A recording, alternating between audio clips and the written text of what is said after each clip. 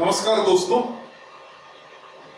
मैं हूं यशवंत कानेटकर और आज मैं आपसे एक विशेष टॉपिक के बारे में चर्चा करने जा रहा हूं जिसको कहा जाता है रनिंग सम और रनिंग प्रोडक्ट्स। अक्सर ये हमें प्रोग्रामिंग में करने की जरूरत पड़ती है। तो पहले हम इसकी नीड एस्टेब्लिश करते हैं और फिर मैं बताऊंगा आपको कि इसको प्रोग्राम में इंप्लीमेंट कैसे किया जाता है। मिसाल के तौर पर मान लो मैं ये तीन चीजें कैलकुलेट करना चाहता हूं। पहली है n फैक्टोरियल। अब n फैक्टोरियल ये है 1 into 2 into 3 into 4 up to n। अब ये जब भी मैं करूंगा तो एक साथ तो सारे नंबर्स मल्टीप्लाई नहीं होंगे ना, मैं स्टेप बाय स्टेप करूंगा ना। मान लो मुझे 5 फैक्टोरियल निकालना है तो मैं पहले करूंगा 1 इंटू 2, मुझे 2 मिलेगा। 2 इंटू 3 6 में याद रखूंगा। 6 इंटू 4 24 में याद रखूंगा। 24 इंटू 5 120।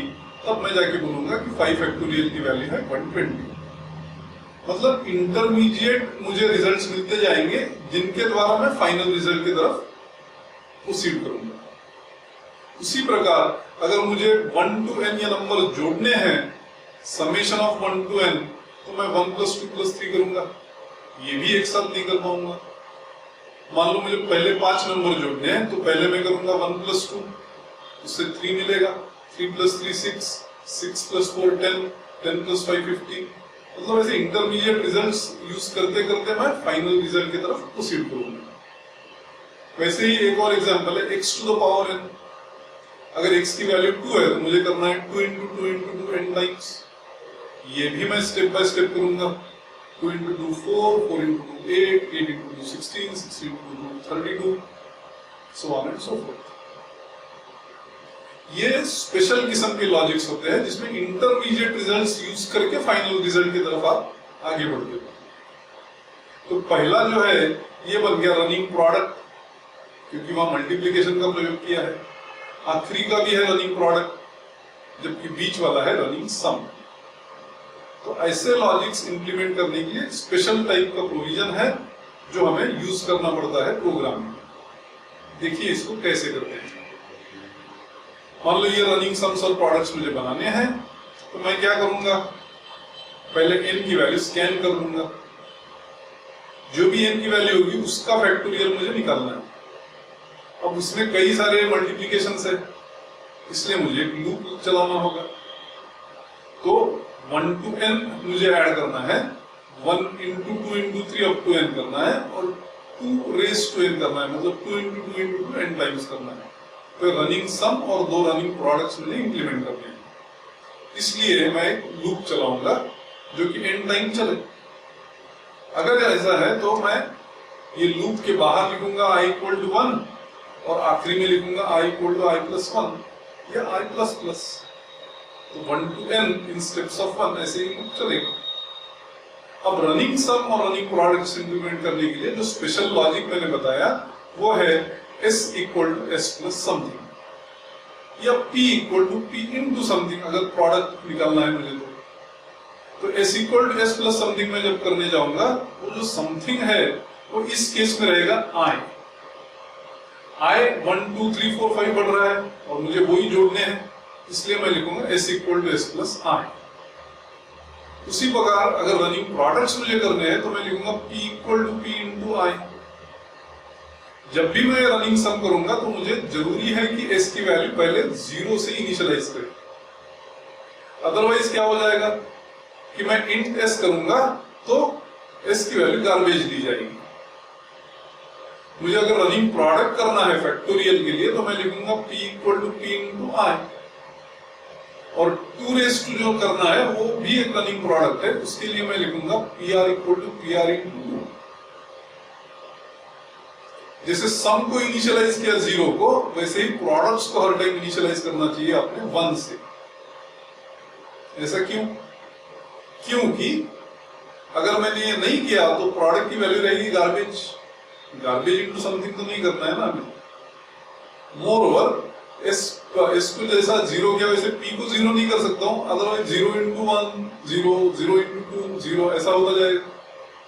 इसलिए प्रोडक्ट के लिए ध्यान रहे कि हर टाइम प्रोडक्ट को 1 से इनिशियलाइज करिए, जबकि सम को 0 से इनिशियलाइज करिए, और फिर वेरिएबल्स डिफाइन करिए और उन्हें प्रिंट कर दीजिए।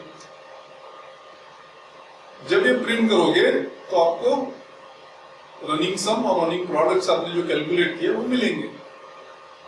अगर आपको और अच्छी तरीके से इसको समझना है तो हम लोगों ने इसका ड्राई रन करना चाहिए। ड्राई रन मतलब क्या कि स्टेप बाय स्टेप इस प्रोग्राम में से जाकर के देखना होगा कि वेरिएबल्स कौन सी वैल्यूज ले रहे हैं। मैं आपको मिसाल के तौर पर रनिंग सम का ड्राई रन करके बताऊंगा। उसके लिए मान लो स्कैनएफ में हम लोगों ने वैल्यू ली 5, मतलब 1 + 2 + 3 + 4 + 5 ये वैल्यू हमको निकालनी है। ये अगर मुझे करना है तो देखिए कैसा मैं ड्राई रन करता हूं।